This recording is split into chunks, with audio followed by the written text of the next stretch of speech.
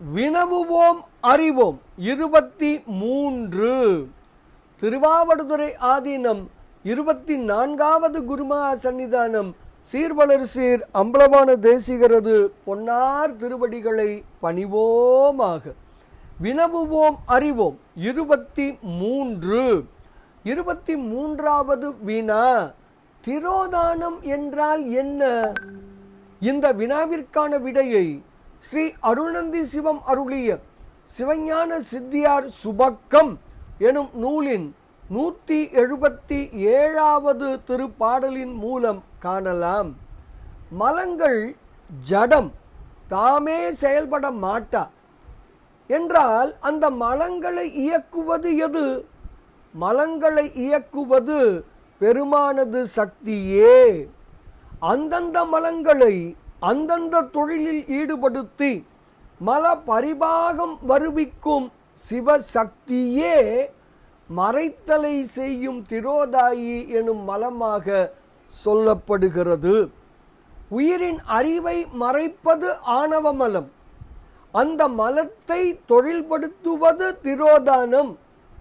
மலத்தை தொழில்படுத்துவதால் பெருமானது திரோதானம் எனும் சக்தி மலம் என உபச்சாரமாக சொல்லப்படுகிறது.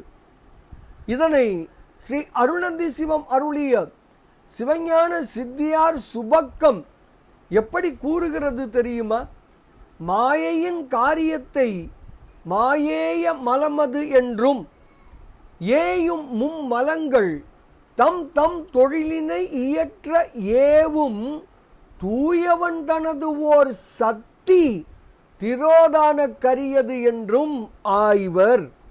இம்மலங்கள் ஐந்தும் அணுக்களை அணைந்து நிற்கும் என்று ஸ்ரீ அருள்நந்தி சிவம் தனது சிவஞான சித்தியார் சுபக்கம் எனும் நூலின் 177வது திருப்பாடலில் தெளிவாக விளக்குகிறார். சரி, 23வது வினா என்ன? திரோதானம் என்றால் என்ன? அந்த கேள்விக்கான பதில் என்ன? மலத்தை தொழில்படுத்துவதால் திரோதானம் எனும் சிவபெருமானது சக்தியே மலம் என அழைக்கப்படுகிறது. திருவாவடுதுறை ஆதீனத்தின் குருமகா சன்னிதானம் சீர்வளர் சீர் அம்பலவான தேசிகரது பொன்னார் திருவடிகளை பணிவோமாக. திரோதாயி உணர்வோம், அருளாயி பெறுவோம், சிவானந்தம் நுகர்வோம். சிவாய நம. திருச்சிற்றம்பலம்.